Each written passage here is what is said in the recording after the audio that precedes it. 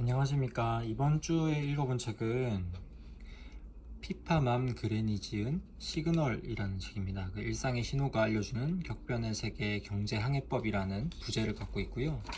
2019년에 일세가 나왔습니다. 이분은 조지 W 부시 대통령의 행정부 경제정책 특별보좌관을 맡았었고 여러 가지 경제 관련해서 전문가이신 분입니다. 이 책의 목차는 대충 이렇게 되어 있거든요. 보시면 총 11장이고 445페이지까지. 그래서 크게는 좀 내용들이 되게 어렵고 좀 생소한 내용들이 많긴 한데 쉽게 우리가 표면적으로 알고 있는 뭐 양적 완화나 인플레이션 이런 부분에 있어서 조금 더 깊고 디테일하게 내용들을 담고 있어가지고 좀 심화적인 내용이 궁금하신 분들은 이 책을 읽어보시면 좀 도움이 되실 것 같아요. 그래서 크게는 일상에서 주는 어떤 경제 변화의 신호, 그런 내용들을 담고 있고, 그리고 두 번째는 미국의 양적 완화가 어떤 이유로 인해서 이루어졌고 목적과 그것으로 인한 영향이 무엇인가, 그리고 그것에 대한 어떤 이 작가의 입장이 적혀 있습니다. 그리고 선진국의 인플레이션이 조장하는 어떤 세계적인 영향, 특히 신흥국에 미치는 영향, 그리고 지금 선진국들이 갖고 있는 과도한 부채의 우려와 부작용들, 그리고 전례 없는 양적 완화의 해결 방안 등에 대해서 얘기를 하고 있습니다. 좀 내용들이 어려워서 제가 하나씩 설명드리긴 어렵고 책을 가볍게 훑으면서 얘기를 드릴게요. 맨 처음 말씀드렸듯이 그 일상에서 주는 어떤 경제적인 신호라는 것은 이 작가가 얘기하고 있는 여러 가지 것들이 있는데 예를 들면 잡지의 표지 같은 것들입니다. 그래서 여기에서 푸치를 연상시키는 옷이라고 하는데 이게 뭐냐면은 이탈리아 고급 패션 브랜드의 그 막 색이 화려한 어떤 패턴입니다. 그래서 그런 것들이 어떤 표지로 나오게 되면은 그것이 하나의 불황의 신호일 수 있다. 그리고 여기에 보면 보그의 표지에 보디아노바라는 사람, 이 사람이 이제 엄마인데요. 이런 분이 이제 그 깡마르고 이쁜 여배우가 아닌 다른 일상적인 플러스 사이즈 모델이 이제 어떤 패션 잡지의 모델이 되는 것도 경기 둔화의 어떤 신호라고 볼 수 있다. 그리고 예를 들자면 홍콩 상하이은행에서 다른 신호 2007년 9월 홍콩 상하이은행 HSBC가 모기지 판매 회사인 하우스홀드 파이낸스 인수와 관련해서 거의 10억 달러의 손실 충당금으로 배정해 두었다고 발표한 것. 이것은 이제 그 당시에 어떤 모기지 시장에 전체 문제가 닥칠 것이라는 분명한 신호로 보았다. 이런 것들도 있고요. 여자들의 핸드백에 거액에 쏟아붓는 경향이 생겼다. 이런 것들. 그리고 현대 예술가 데이미언 허스트의 신의 사랑을 위하여라는 작품. 이게 이제 한화 200억이 달하는 그 남성 두개골에 백금을 입히고 다이아몬드를 빈틈없이 박아넣은 이런 어떤 사치의 하이엔드의 끝판왕이라고 할 수 있겠죠. 그런 어떤 미술 상품이 1억 달러에 팔린 것들, 이런 것들 그리고 많습니다. 그런 수많은 예들이 어떤 경기 호황과 어떤 경제 위기의 신호로도 볼 수 있다라고 얘기를 했어요. 그리고 그 다음 장에 보면은 저는 이 인격이라는 장이 조금 좀 와닿았는데 여기 보시면은 한 개인이 세계 경제에 대한 관점을 기르려면 어떻게 해야 하는가? 다행히 여기에는 경제학 학위가 필요 없다. 기민한 태도를 유지하고 관찰력을 발휘하고 상식과 인격을 기르면 된다. 누구나 보편적으로 상식을 갖추고 있지 않지만 얼마든지 기를 수 있다. 기르기 어려운 부분은 인격이다. 그래서 인격이 가장 중요하고 기르기 어려운 부분이라고 얘기하고 있고 인격이라는 말은 어떤 사람에게는 좋은 인격으로 또 어떤 사람에게 나쁜 인격으로 들릴 수 있다. 반대로 사람의 행동은 환경이나 어울리는 무리에 따라 달라지므로 인격이 무슨 소용이냐 주장하는 이도 있다.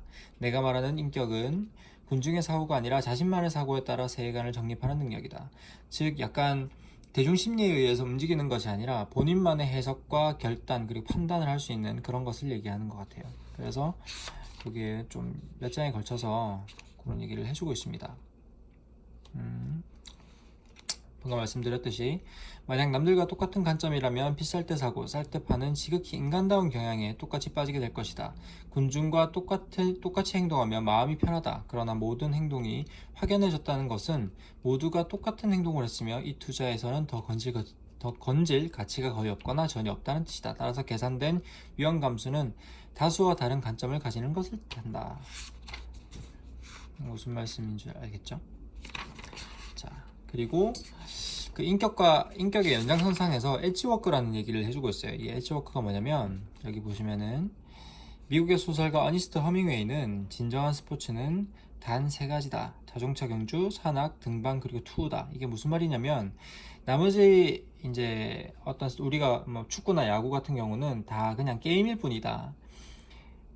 이 말이 무슨 말이냐면 기꺼이 목숨을 걸어야 하는, 그러니까 뭔가 인간의 한계에 이르는 죽음의 문턱까지 가는 그런 것이 진정한 스포츠고 그런 것들이 이 세 가지밖에 없다라고 얘기를 하고 있고요. 이런 경계를 넘어서는 것이 단순한 호기심의 문제라고 봐서는 안 된다. 경계를 넘어서는 것은 인간 정신이 가진 기본 욕구를 새롭게 찾아내는 충족시키는 것이다. 그래서 인간 동기부여 이론에서 경계를 넘어서기를 삶의 필수 요소로 정했다. 이 말은 무슨 말이냐면 즉 어떤 본인을 한계까지 밀어붙이는 그런 어떤 노력이 없이는 그냥 일반적인 수준을 넘어설 수 없다라는 얘기거든요. 그래서 여기 마지막에 보면은 자, 인생의 유일한 상처는 변화다. 이제 모든 것은 변한다는 진리를 얘기하고 있죠. 그래서 운에 맡기는 사람은 운의 결과도 감내해야 하고 여기 마지막에 변화를 준비하고 엣지워크 능력을 가진 상태에서 틀리는 것과 아무 준비 능력도 없는 상태에서 틀리는 것은 다르다라고 얘기를 하고 있어요.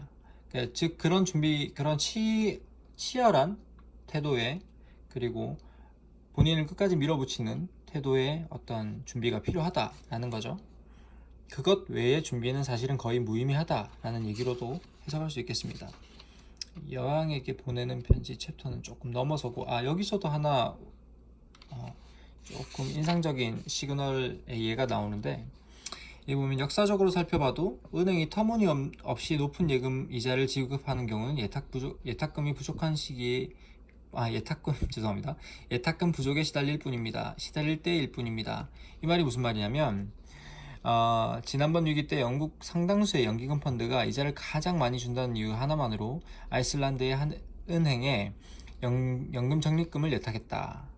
이게 이제 고위험 하이리스크 하이리턴이라는 것 말고 그러니까 고이율의 은행 상품이 나오는 것 자체도 하나의 시그널이 될 수 있다. 그런 것이 나오는 것 자체가 은행의 지급 준비율이나 예탁금 자체가 적은 것의 증거이다 라고 얘기를 하고 있는 거죠. 그래서 그 표면 아래에 있는 그런 원인을 생각해 볼 필요가 있다라는 생각이 좀 들었습니다. 그래서 요거는 조금 넘어가고 이 알고리즘이 시켰습니다 라는 챕터는 이거는 조금 설명드리기 어려운데 한 문장으로 조금 이해하기 쉬운 페이지가 있었는데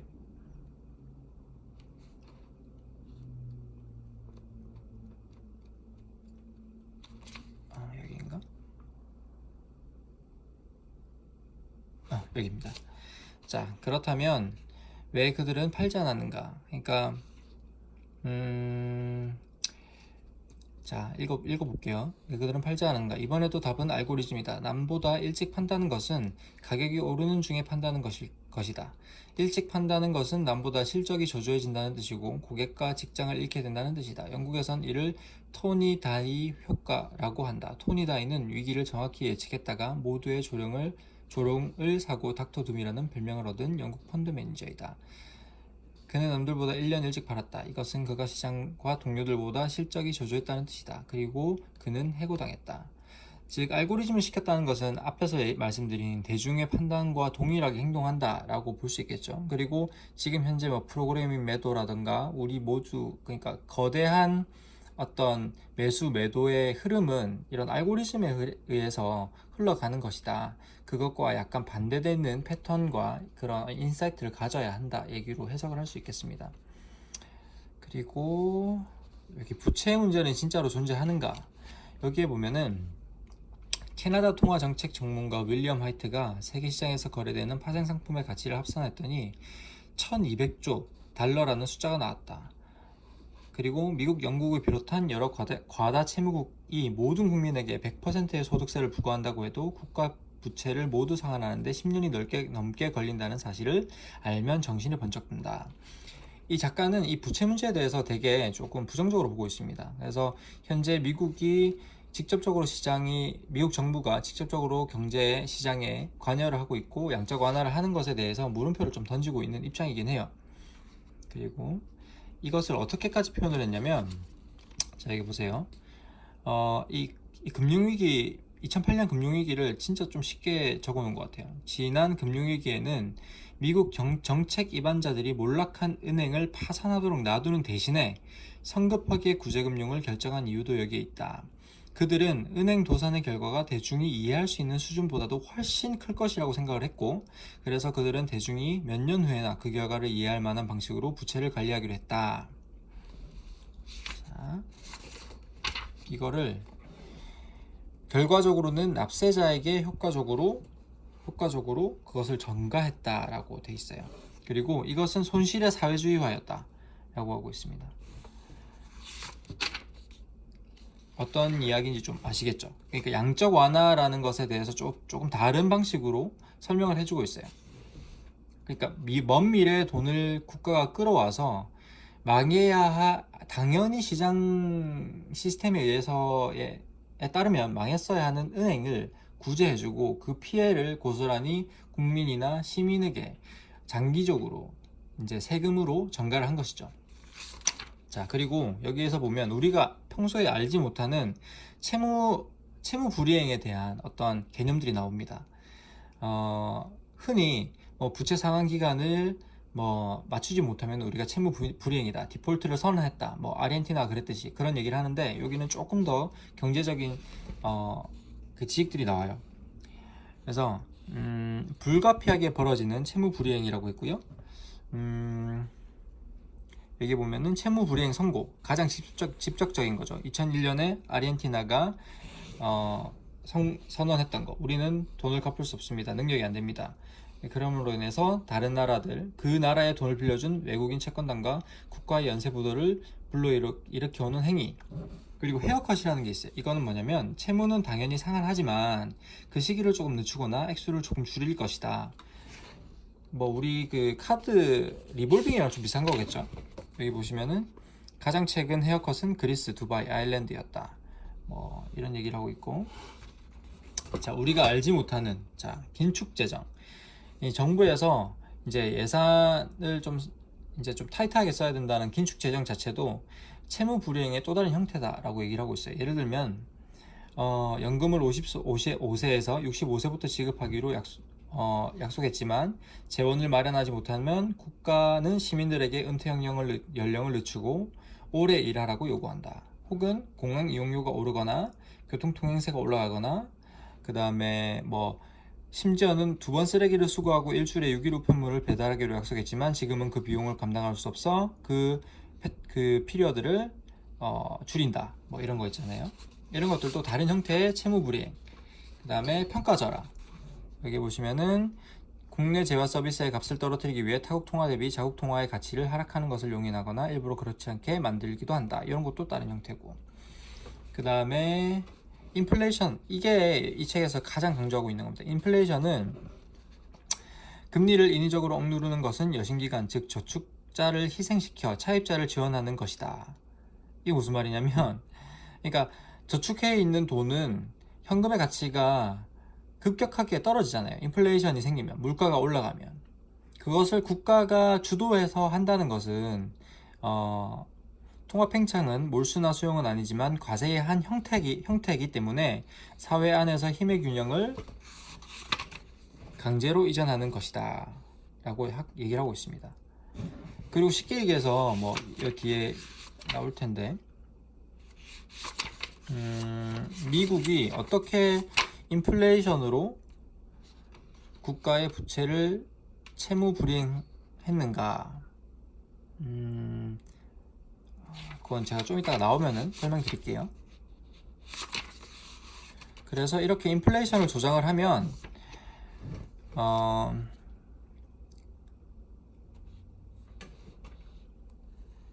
자, 지난 몇 년 동안 연방준비제도 이사회 의장은 양적 완화 정책이 부작용도 전혀 없고 미국은 물론 세계 어느 곳에서도 바람직하지 않은 인플레이션이나 위험한 불균형을 발생시키지 않는다고 주장했다. 이런 말이 나올 때마다 귀에는 어떤 소리가 뚜렷이 들렸다. 손바닥으로 이마를 치는 소리였고 그 소리의 발생지는 주로 신흥시장 중앙은행 총재들이었다. 이 말이 무슨 말이냐면 선진국의 양적 완화, 즉 인플레이션 조장의 어떤 정책은 신흥시장에 엄청난 영향을 미친다는 거거든요. 예를 들면 우리는 그나마 선진국 대열에 있어서 잘 모르겠지만 2008년과 2012년 미일 가격이 엄청나게 급등했다. 그리고 2016년 루블화 가치가 사상 최저 수준으로 폭락하면서 러시아 국민들은 국내산 밀을 살 때마저도 역사상 가장 높은 금액을 치러야 했다. 유가도 그런 폭등과 폭락을 이제 겪었고, 그 다음에 제가 여기서 좀 인상 깊었던 건 양파 가격입니다. 2013년에 양파 가격은 300%가 넘게 올랐대요. 300%가 넘게 올랐고, 그 다음에 그 유가의 하락으로 사우디아라비아가 시민들에게 유가 급등으로 인해서 어떤 지원금을 줄였고 연료보조금을 50% 줄였죠. 그러니까 시민들이 사실은 생활이 힘들어졌고 물가가 올라간 것처럼 느끼게 됩니다. 그것들이 어떤 아랍의 봄, 그 중동의 어떤 민주화 운동의 시발점이 됐다라고도 얘기를 하고 있고요. 이렇게 우리가 느끼지 못하는 어떤 신흥국의 엄청난 진짜 실질 물가 상승 그런 것들이 있었다라는 거죠. 그리고 우리가 몰랐지만 인도 등 아시아 여러 지역에는 칠리 가격이 2012년에 300%나 올랐고 남아프리카 공화국의 광업자 회사들에는 100% 임금 인상을 요구하며 파업을 단행했다. 그리고 중국에서는 2015년 경제성장 둔화되기 전까지 가장 심하게 오른 것인 부동산 가격이었고 임금이 지난 몇 년 사이에 5배가 인상되기도 했다. 이런 것들을 보면은 우리가 인지하지 못하는 여러 신흥국, 이머징 컨트리에서는 진짜 어마어마한 살인적인 물가 상승이 있었다라는 겁니다. 우리도 뭐 물론 느끼고 있죠. 부동산이나 그런 것들의 물가 상승으로. 자, 이런 어떤 것을 조장을 한다. 그런데 이것만으로 끝나는 게 아니라, 자, 여기 더 심각한 어떤 결과가 있습니다. 미국이 인플레이션을 이용해 채무 불이행을 행한 역사가 아주 깊다고 보고 있다. 중국들이나 뭐 어떤 신흥국들에서는 말이죠. 중국의 말에 따르면 미국이 독립혁명 때 미국이 독립혁명 때 빌린 막대한 채무를 갚는 수단은 인플레이션이었다. 이 말은 무슨 말이냐면, 자, 전쟁 자금 조달을 위해 컨티넨탈이라는 채권을 발행했고 이어서 독립에 참가한 주들도 여기에 동참했다. 돈을 찍어내면서 야기된 인플레이션과 가치 하락은 콘티넨탈 채권의 가치가 하락한다는 뜻이었다. 따라서 1콘티넨탈만큼의 가치도 없었다라는 말은 전혀 가치가 없다는 뜻이기도 했다. 마찬가지의 예들이 나옵니다. 그러니까 어떤 미국은 채권으로 돈을 빌렸지만 그 화폐의 가치가 너무 급격하게 떨어지면서 여기는 9,000%나 되었다고 얘기했죠. 남북전쟁 때는. 그러니까 그런 그 화폐의 가치 하락이 실제로 종이 쪼가리밖에 안 되는 그 채권을 갚는다 하더라도 거의 채무 불이행 수준이었다라는 거죠. 조금 이해가 됩니까? 그래서 이런 인플레이션 조장은 선진국에게는 매우 유리하다. 특히 미국 같은 기축통화국에는 거의 뭐 깡패 같은 일이, 세계 경제의 깡패 같은 일이라는 거죠. 그래서 그런 얘기를 계속 좀 반복해서 얘기를 하고 있고, 여기서 한 가지 더 좀 강조를 하고 있는 게 있습니다. 그래서 인플레이션이 도대체 뭔가, 그래서 경제 전반에서 재화 서비스의 가격이 전체적으로 오르는 것을 의미하는데, 이 인플레이션을 이제 정책적으로 조장하게 하다 보면, 양적 완화 같은 걸 하다 보면 어떻게 되느냐, 보통 이 채권과 인플레이션은 서로의 안테나 역할을 한다고 여기 적혀 있습니다. 그래서 인플레이션에 대한 두려움이 증가하면 채권 수익률이 오르고 매수자가 줄어들고, 반대로 채권 수익률이 내려가거나 채권 금리가 오르면 정부는 자본 조달을 위해 더 높은 비용을 치러야 한다. 실제로 양적 완화가 시작된 이후부터 미국 재무부의 채권 수익률은 계속 떨어지는 역사상 최저가가 되었다. 결론을 말하자면 인플레이션 위험은 없다. 그러니까 채권을 통해서 인플레이션 위험이 생기면 또 채권 가격이 떨어지고 금리가 올라가고, 이런 현상으로 인해서 그 시장 자체에서 보이지 않는 손이 자정작용을 한다라는 건데, 이 양적 완화 정책으로 인해서 채권 시장과 인플레이션의 안테나가 부러졌다라고 얘기를 하고 있습니다. 그래서 이것은 조금 위험하다라고 계속 얘기를 하고 있고요.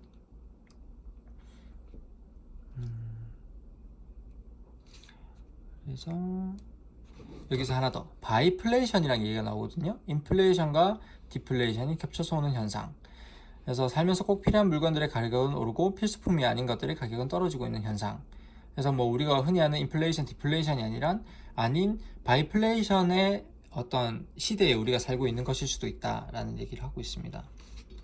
그리고 흔히 이런 인플레이션의 어떤 증거들도 사실 여기 적혀 있어요.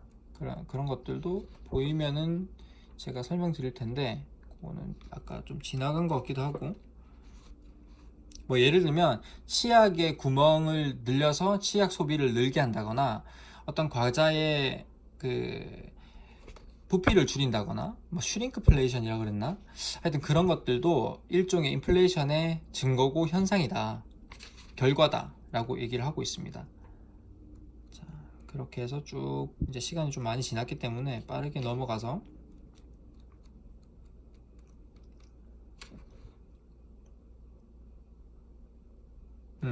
그런 것들이 이제는 어떻게 이어지냐면, 아시겠죠? 이제 그 전례 없던 통화 정책의 시험으로 인해서 미국은 부도 위기에 처한 어떤 그런 금융 그런 기관들을 살려내고 또 경기를 부양시켰지만, 그런 것들이 결론적으로는 신흥국들에게는 어떤 안 좋은 영향을 미쳤고, 이거는 기축통화를 사용하는 미국이기에 가능했다. 그렇기 때문에 피해를 본 중국이나 어떤 러시아 같은 덩치가 큰 그런 국가들은 달러 패권 어떤 그런 국제 질서에 대항하고, 그 다음에 그런 헤게모니를 좀 가져오기 위해서 여러 가지 노력을 하고 있다.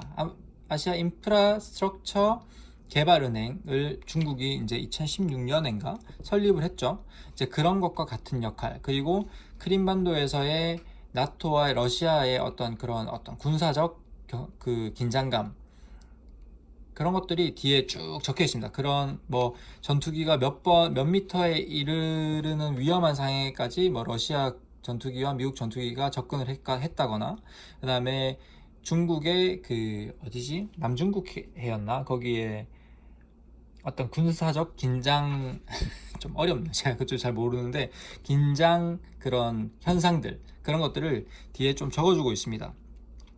그래서 그런 것들이 뒤에 쭉 있고, 그게 이제 이게 탈달러, 이게 러시아 중국도 미국의 불확실성하고 부당해 보이는 책임 이행에 대응하여 경제의 탈달러화를 추진하고 있고, 위안화와 루블화를 이용해 결제 거래를 늘려야 한다는 입장이다. 그래서 뭐 러시아와 중국이 뭐 천연가스 뭐 계약을 하면서 그 결제는 무조건 루블화나 뭐 위안화로만 한다, 뭐 이런 이야기도 있고요. 제가 좀 내용이 많아서 말을 좀 서둘러 하다 보니까 말이 좀 더듬어지네요. 그래서 그거의 해결책이라고 이제 마지막으로 제시한 것은 혁신입니다. 혁신. 그렇다면은 이런 양적 완화와 어떤 그런 물가 상승, 인플레이션은 부정적인 결과만 우리는 기대해야 하는가, 아니면 걱정해야 하는가? 하지만 실제로는 여러 가지 혁신적인 업체들이 나오고 있어서 그런 것들을 해결해 가고 있고, 우리는 그런 것들을 시장에 기대어서 맡기고 어떤 응원해야 한다라는 얘기죠. 그래서 아마존 창업자이며 CEO인 제프 베조스는 자본에 접근하지 못하는 것이야말로 가장 훌륭한 훈련이라고 말했다. 그는 아마존에서 자본 제약이 가장 뭐라고 하는 거야?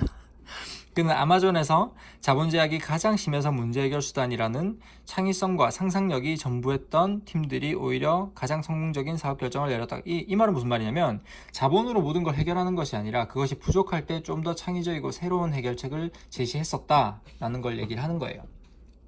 그래서 그거의 가장 분명한 예를 여기서는 마지막에 뭐라고 얘기를 하고 있냐면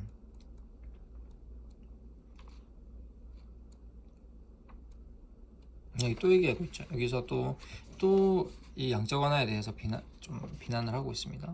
그리고 왜 대마초를 합법화했는가? 결국은 세금이다 라는 얘기도 하고 있고,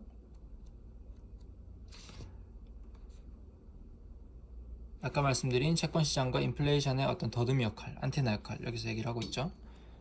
그래서 마지막에 혁신에 대해서 여기에 적혀있어요. 1816년 영국의 순부채는 국내 총생산의 240%였다. 프랑스와 125년 동안 전쟁을 치르면서 남은 재무적 유산이었다. 이 압도적인 채무 부담 후에 벌어진 경제적 참사는 무엇이었을까? 산업혁명이다. 혁신이 GDP를 창출할 수 있다. 라는 울프의 주장은 어김없이 진실이다. 라고 얘기를 하고 있습니다. 다들 아시겠지만 영국의 산업혁명으로 기술이 발전했고 GDP가 급격하게 늘어났죠. 그것은 어떤 자본으로 문제를 해결하려고 했던 것이 아니라 기술의 발전과 혁신으로 그것을 해결하려고 했다라는 것입니다. 그래서 마지막 장에는 고르디우스의 매듭 자리, 이건 무슨 내용인지 아시죠? 그 신화에 나오는 내용인데 뭐 수레를 끌고 뭐 거기 여기 있네요. 자, 신전에서 고르디우스의 달구지에는 독수리가 앉은 것을 신탁으로 생각했다. 그에게는 여기 있네요. 조금 더 위에서부터 읽어야 되겠구나. 고르디우스의 매듭이라는 말은 고대 설화에서 유래되었다. 고르디우스라는 노인이 있었다. 그에게는 달구지가 한 대 있었는데 우연한 횡재로 왕이 되었다. 신전에서 고르디우스의 달구지에 독수리가 앉은 것을 신탁으로 생각했기 때문이다. 신탁은 달구지를 끌고 도시로 들어오는 사람이 왕이 될 것이라고 예언했다. 왕위를 놓치고 싶지 않았던 고르디우스는 달구지를 나무에 최대한 단단히 묶었다. 그가 묶은 특별한 매듭은 절대로 풀리지 않았으며 억지로 풀려고 잡아당길수록 더 단단히 엉켰다. 이것이 고르디우스의 매듭 설화이다. 지금의 사태는 워낙 갈래도 다양하고 무수한 양상으로 진행되고 있기 때문에 진짜 시작점이 어딘지를 알기도 어렵다. 여기서 결론적으로는 이 고르디우스의 매듭을 끊어야 한다 라고 얘기를 하고 있습니다. 그게 이 책의 결론이고 이 책의 내용들이었습니다. 그래서 좀 내용들이 많고 좀 어렵습니다. 어렵고 실제로 양적 완화와 인플레이션의 관계에 대해서 계속 반복적으로 설명을 하고 있고 그것으로 인한 결과, 영향, 그리고 시그널들에 대해서 얘기를 하고 있기 때문에 조금 심화적인 내용들을 알고 싶은 분은 도움이 되실 거예요. 그냥 경제적 지식이 기본적으로 있으신 분은 좀 더 도움이 될 것 같아요. 저는 그쪽으로 조금 약해서 이제 책을 대신 조금 제가 하이라이트 했던 부분을 읽어드리는 것으로 이번 해를 좀 가름하려고 합니다. 제가 다음번에 이거를 읽어보면서 이 동영상을 보면서 조금 리마인드 하려는 목적도 있고요. 어쨌든 조금 도움이 되셨으면 하는 바람이 있습니다. 자, 감사합니다.